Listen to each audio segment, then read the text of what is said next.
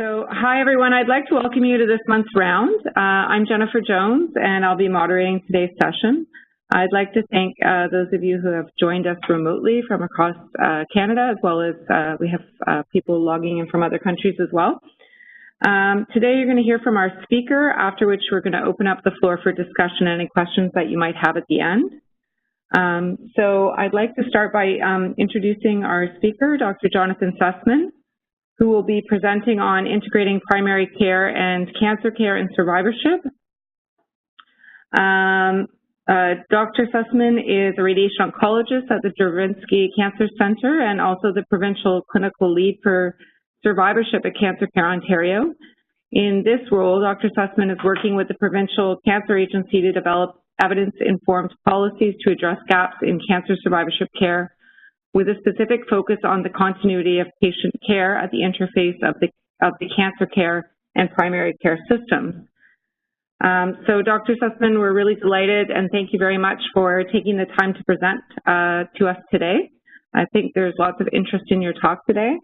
We will mute everybody for the presentation, and then we'll unmute you when it's time for questions. And this will be recorded. So I'll hand it over to you, Dr. Sussman. Okay. Thanks very much. Jennifer, for the introduction. And it's a pleasure to present some of the work that we've been doing. This specific suite of projects, and there were 3 of them, were funded through an initiative from the Canadian Partnership Against Cancer that specifically put out a call around projects to try to work towards a better integration between primary care and the specialty care system in cancer survivorship. This was a collaboration, a national collaboration actually.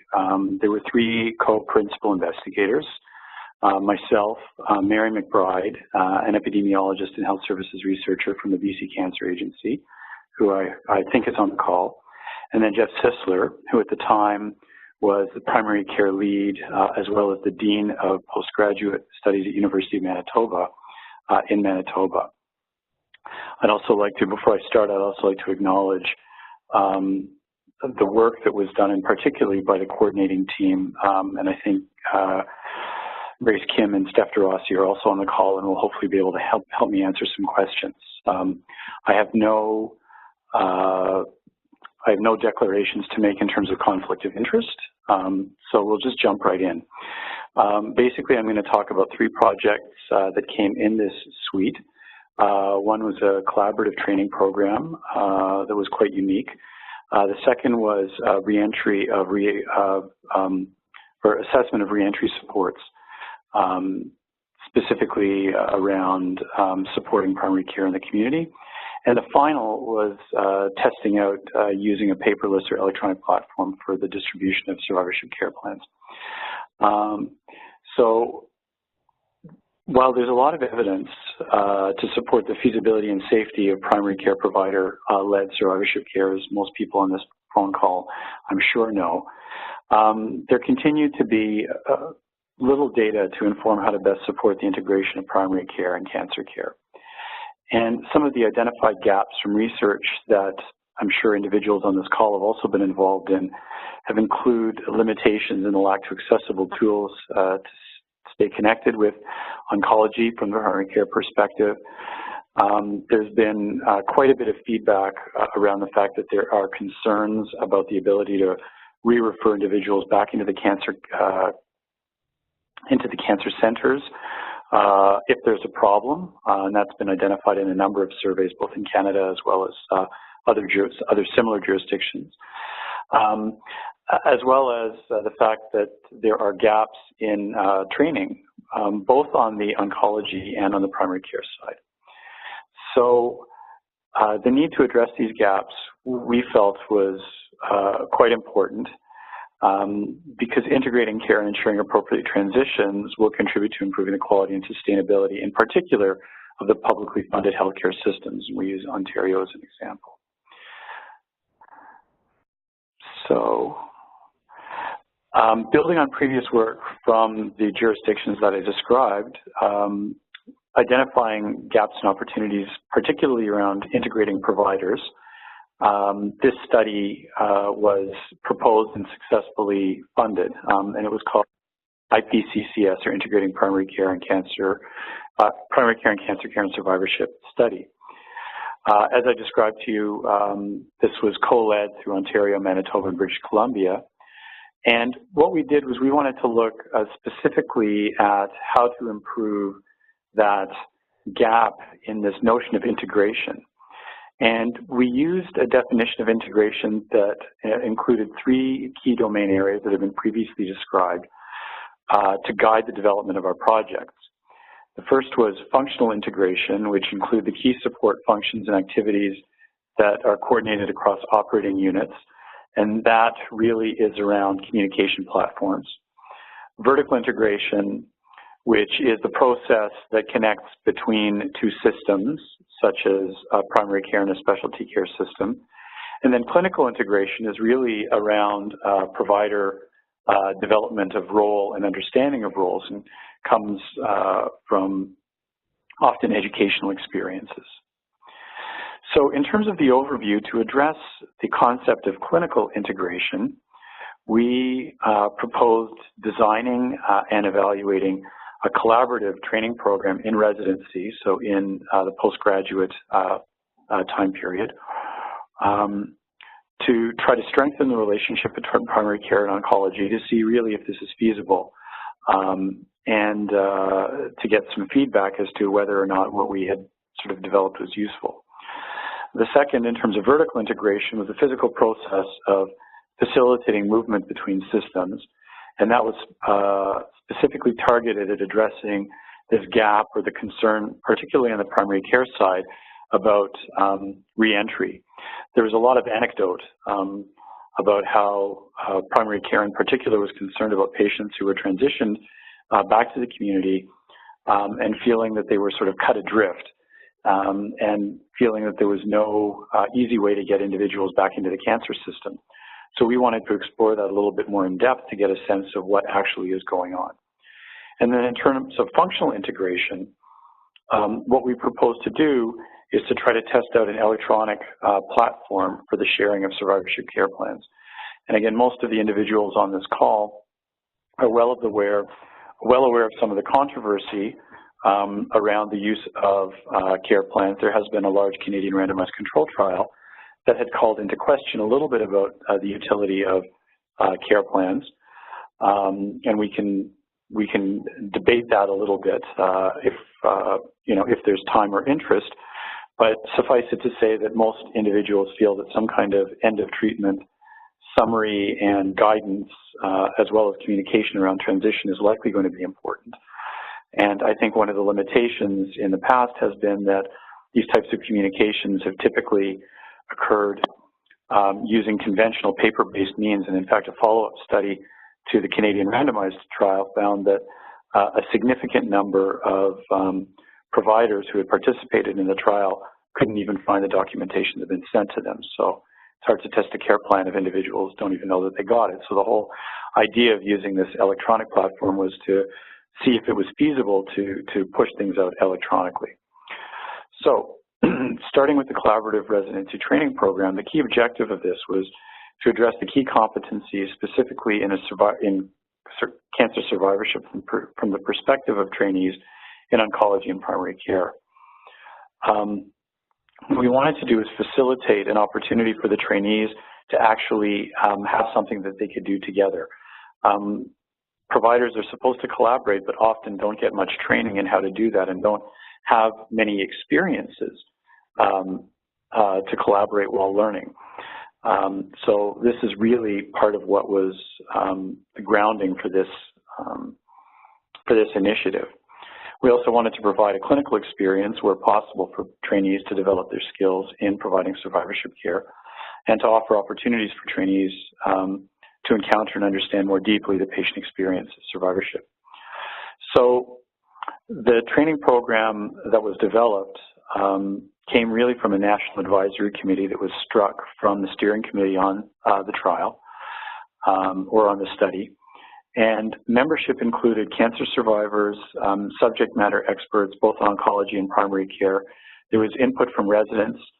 One of our collaborators, Sho Mukherjee, who's a program director in Hamilton, worked with national program directors across Canada as well to inform the curriculum. And the idea was that we wanted something that was fairly agile, that it wasn't too formal, and that it was creative and interesting for individuals to participate in. There was significant patient and stakeholder involvement that was built in, and we did a needs assessment using national surveys, both to oncology and family medicine program directors, as well as some patient representatives from the Patient Family Advisory committee members from each of the provinces. And there was direct involvement really in the design as well as in the delivery of the modules that were developed. We used, this project in particular was led by Jeff Sisler, who I previously mentioned, who has a lot of experience in developing educational modules, and used something called the CURS six-step model, which is a validated model for biomedical training.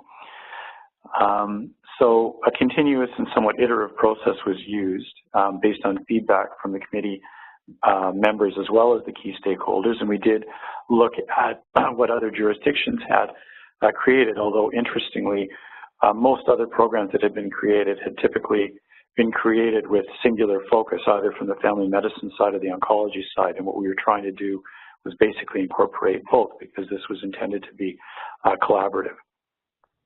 In terms of implementation, once the curriculum was developed, this was pre-pilot tested in June of 2015 with a group of representative residents who came both from oncology and primary care, who were not otherwise involved in the design, to work this through and give feedback. And there was continuing engagement with the residency programs in the different jurisdictions. And in the fall of 2015, this was rolled out in Manitoba and Ontario. And there was also the establishment of an electronic sort of platform to host this.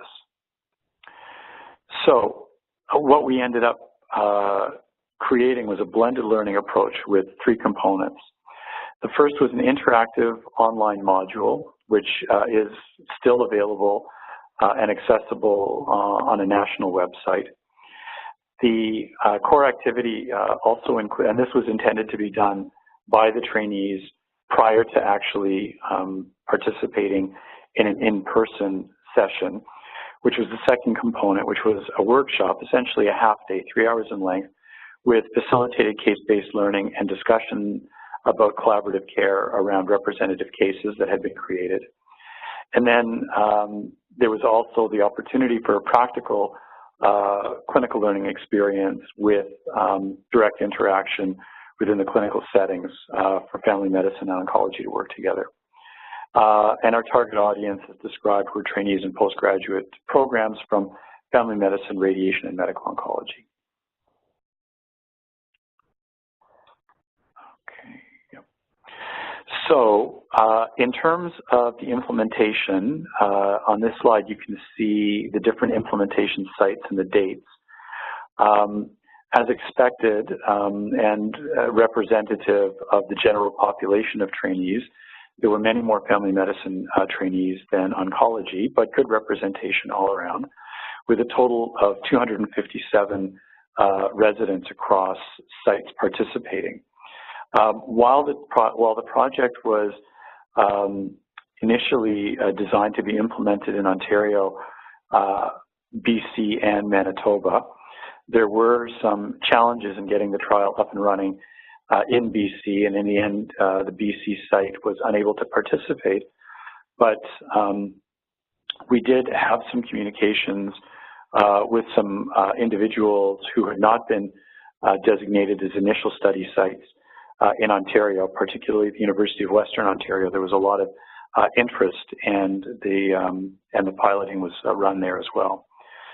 So in terms of, we did, the next slide is just a couple of photographs of the half day in particular that took place.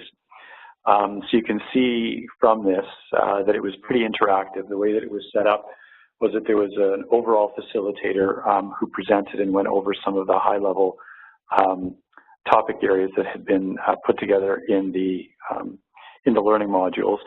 And then it went straight into case-based learning where groups would work together on a case. Typically there were tables of about 6 individuals or so, with 4 from family medicine, 4 or 5, and then 1 or 2 oncology at each of the tables with feedback throughout.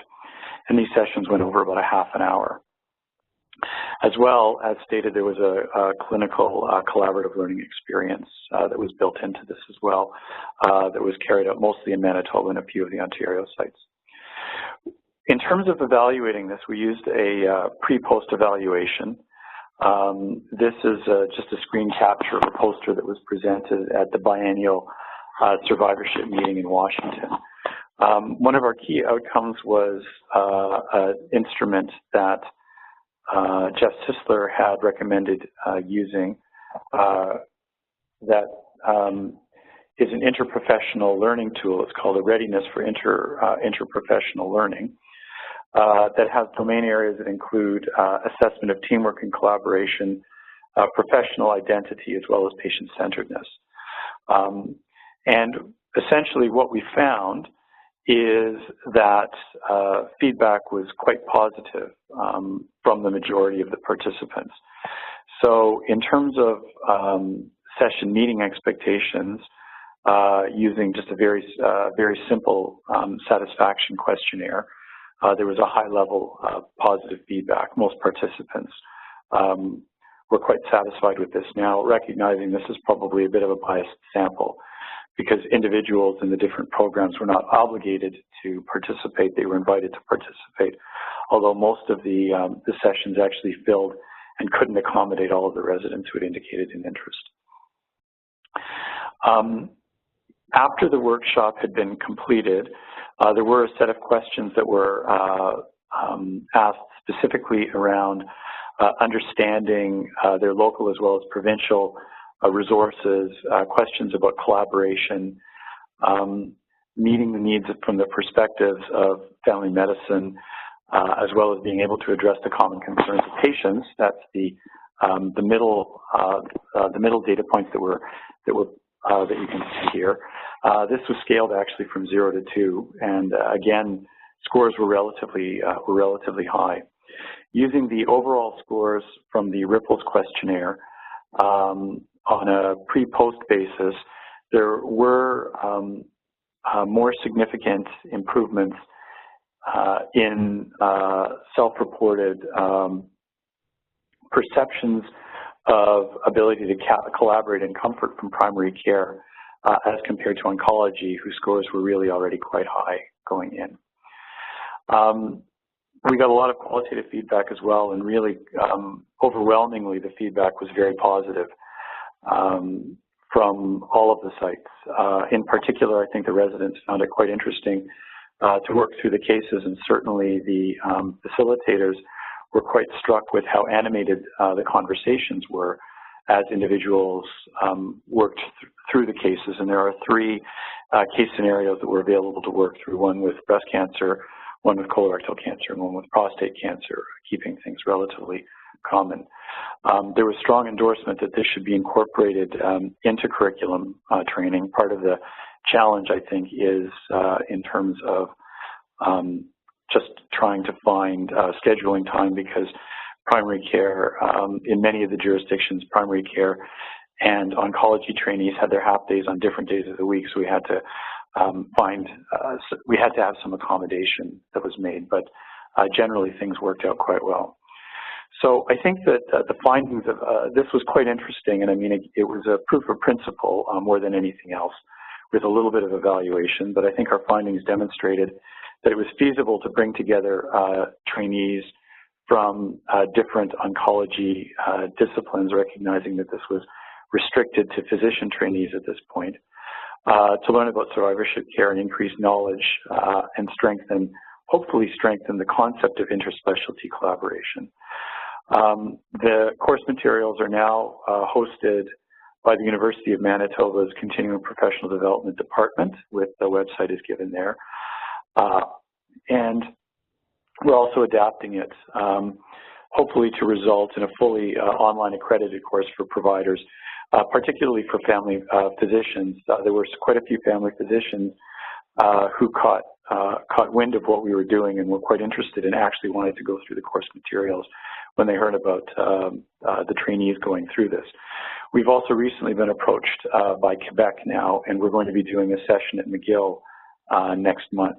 So this is sort of ongoing, and we're going to continue to collect assessments.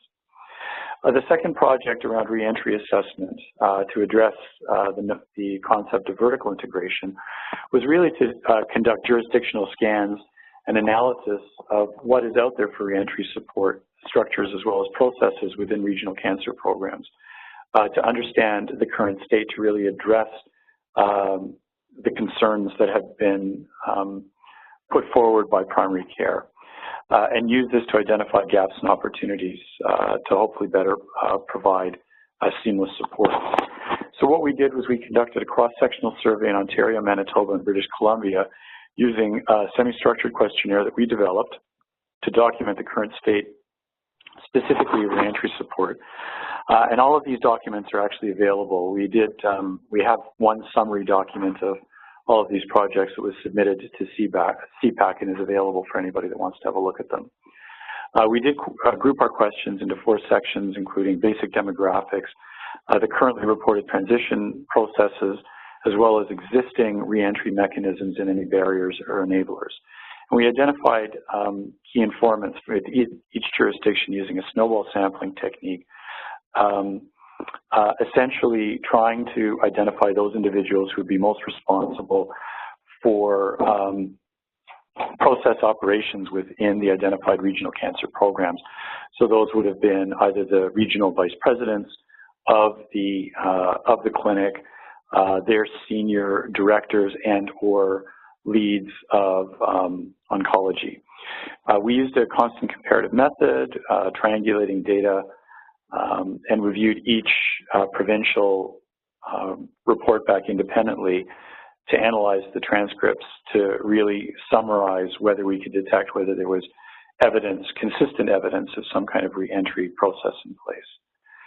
So the next slide shows a map, a summary map of what we found in Ontario. So this is a provincial map of the 14 health regions, and the color coding is essentially a summary of whether or not there appeared to be some form of systematic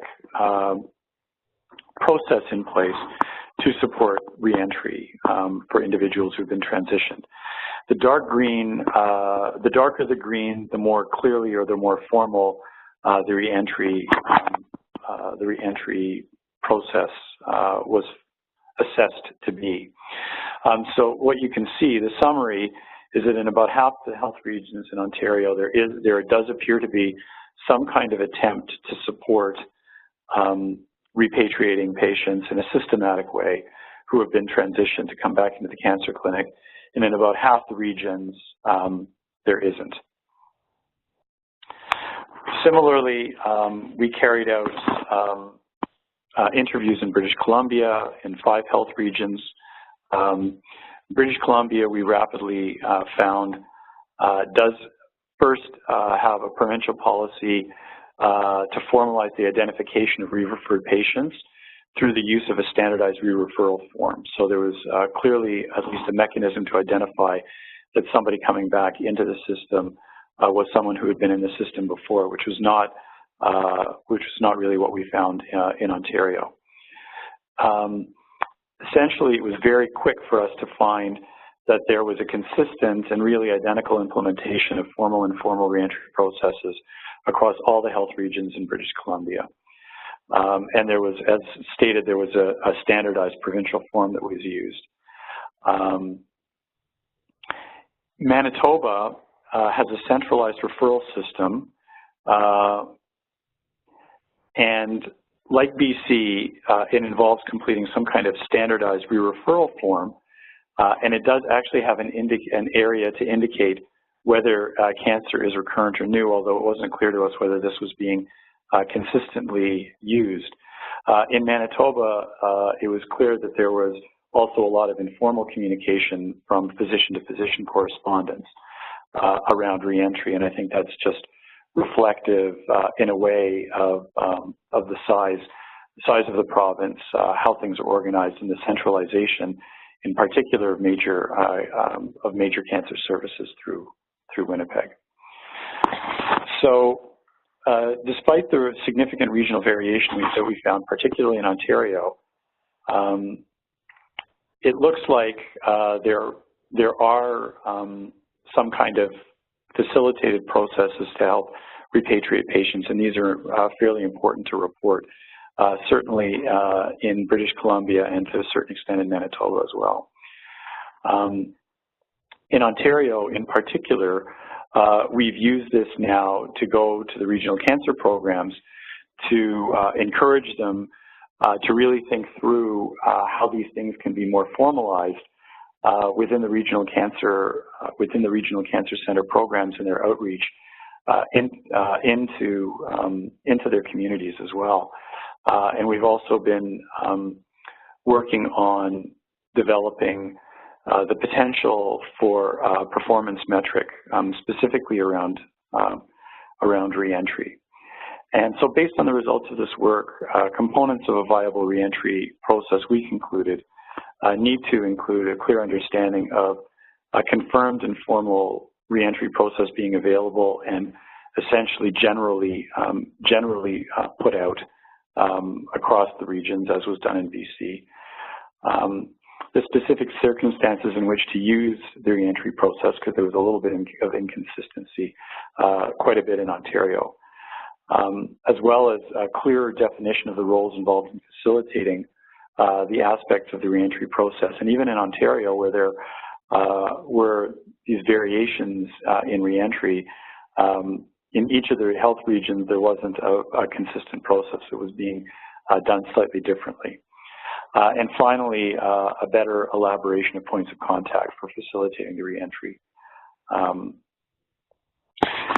So finally, moving on to communication using an electronic platform, what we wanted to do is evaluate or demonstrate the feasibility and utility of electronic platforms for care plans that would hopefully facilitate collaboration and communication, again, between primary care and oncology, as well as understand the experience of being able to do this. And while this sounds great and we all talk about moving to electronic platforms, we all know that there are real problems really across health systems in terms of how they communicate. Cancer center electronic records are different than those used in the community, and there's even variation used in the community. So it was a big barrier for us and a big obstacle for us to try to get this off the ground, quite frankly. But we were able to do some pilot testing in Ontario, as well as collect a little bit of information in British Columbia as well. So the methodology that we used for this was a prospective cohort study in British Columbia and Ontario. So we identified breast and colorectal cancer survivors for whom there were clearly established care plans that had been developed in Ontario, at least through some previously completed pilot work, and in BC, this project was used as an opportunity to actually develop some care plans as well, which hadn't been, as we understand it, hadn't been developed to this point. So due to the fact that there were different stages or degrees of readiness for using an electronic or a paperless platform to deliver care plans, each province had a little bit of a different implementation strategy. In BC, there were initial plans for electronic platform to be developed based on a more broadly developed chronic disease management a platform that was being developed. But unfortunately, that project didn't get followed through during the period of time that we were doing this project. In Ontario, we were able to identify 3 pilot sites, one of them being Elixir, and Jennifer Jones was the local PI in Toronto Central. as well as the Northeast and the Northwest Regional Cancer Centers. So that would be out of Sudbury and Thunder Bay.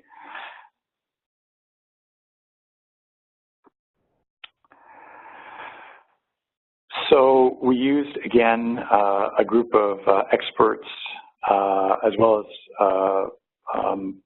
some providers and patients to create some study-specific surveys that all the pilot sites could use to have consistency across the pilot sites for a before-after measurement. Baseline, we basically wanted to collect some baseline and post-transition experience surveys from the patients to do a little bit of measurement across the transition that tapped things like knowledge as well as perceptions of care, coordination, and satisfaction with transition, as well as asking the providers. The key outcome for this was really asking the primary care providers about what it was like receiving the care plan electronically. We didn't really probe what it was like for individuals to send a care plan, which I suppose we could talk about and we might have wanted to consider. So the process was, this was really to just occur in parallel to what we expected would have been planned transitions. So this wasn't really, the project itself wasn't really about stimulating transition. We expected that those were already occurring, that care plans were being used in these jurisdictions, but it was more just having that process occur using an electronic or a paperless platform to send the communication out and then to check to see if it was received, as well as collect some information from patients as well. So we had asked that each pilot site try to recruit at a minimum 25 individuals, again, as part of a feasibility test. The process was a little bit different as described from each center. Northeast and Northwest actually had an integrated, a physician office integration software that actually allowed for direct communication between cancer clinic, EMR, and participating physicians who had signed up for it, with about a 50% participation rate. In Ontario, that wasn't going to happen, and the strategy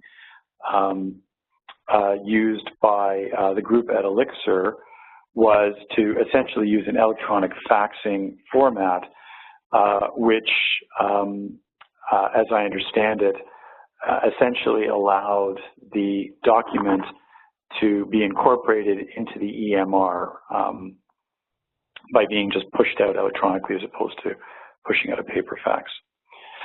So across the two provinces, we followed a total of 82 transitions, and we had, these were paired with primary care providers. So we had 78 identified primary care providers. Not surprisingly, the majority of survivors were in the age group that you would expect, and as we had hoped, that this would be for individuals who were clearly in survivorship phase of cancer treatment, so nobody had advanced, nobody had metastatic disease.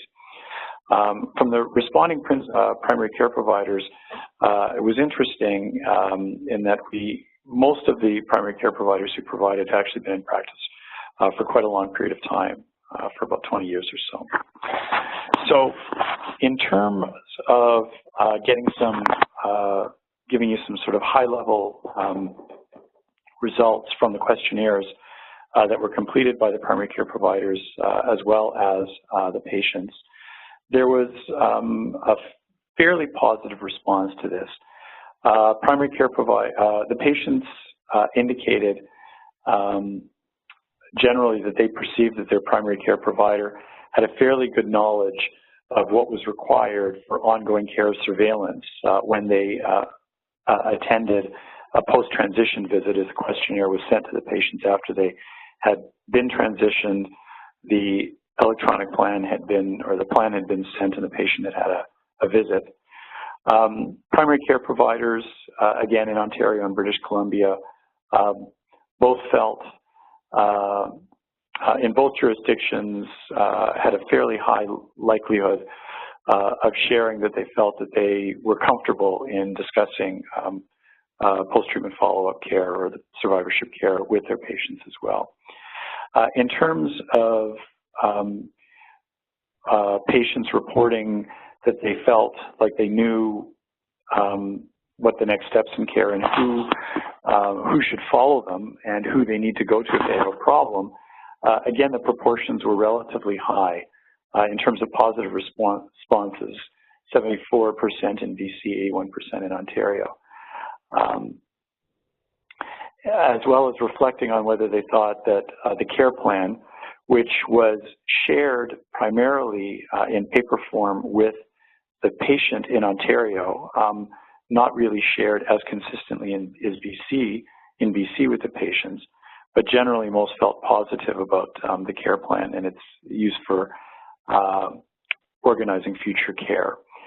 So again, in terms of responses from the patients about being tailored specifically to their needs for transition, fairly positive responses. The physician response is probably a little bit less positive between jurisdictions. In terms of being satisfied with how the care plan was delivered, again, from the patient perspective, it was fairly high. And from the provider perspective, probably a little bit less positive in Ontario in terms of feeling satisfied that the care plan provided the information that they needed to deliver. But probably what was most important is that there was clear acknowledgement that the care plan had been received, which again, reflecting on the statement that I'd made previously about how using a paper-based care plan was a bit more problematic. So really, the electronic care plan initiative, I mean, a lot of the measurements around satisfaction, this really wasn't surprising in terms of work that had been done previously, and I'd be interested in hearing what others on the call, may have found from their own experience as a research around using care plans. But generally, they tend to be very well received by patients, and we didn't really dictate what needed to go into the care plan content in this study. We were mostly using it just to demonstrate whether it was feasible to have this transition electronically. But certainly the primary care providers seem to be receiving those care plans. In the British Columbia group in particular, it's important to say that these plans were not actually sent electronically. They were paper-based in BC. In fact, the BC team essentially used this project to develop a care plan because one hadn't been in existence. So there's a little bit of a mixture here in terms of what we were finding. In Ontario, because of the fact that there is a large initiative to collect patient-reported outcomes, and the decision in Ontario was to use the Edmonton Symptom Assessment Scale, which, again, we can debate whether or not that's an appropriate scale to use specifically for Survivor, but it's a crude sort of a symptom and psychological well-being screen was collected, and it was collected on individuals prior to transition and after transition. And essentially, we didn't find any difference in the profile of ESAS scores. Not surprisingly, the majority of participants basically had low scores on the ESAS, meaning did not have much in the way of symptomatology and were not anxious or particularly distressed. And we didn't see any increases across the transition, which again is something that really hasn't been studied to my knowledge that at this sort of granular level previously. So I think what we did with the electronic platform was we at least demonstrated in terms of proof of principle that some kind of paperless format to communicate appears to be feasible. And I'm not sure, again, if this has been even better developed in other jurisdictions, but that was really what our key objective.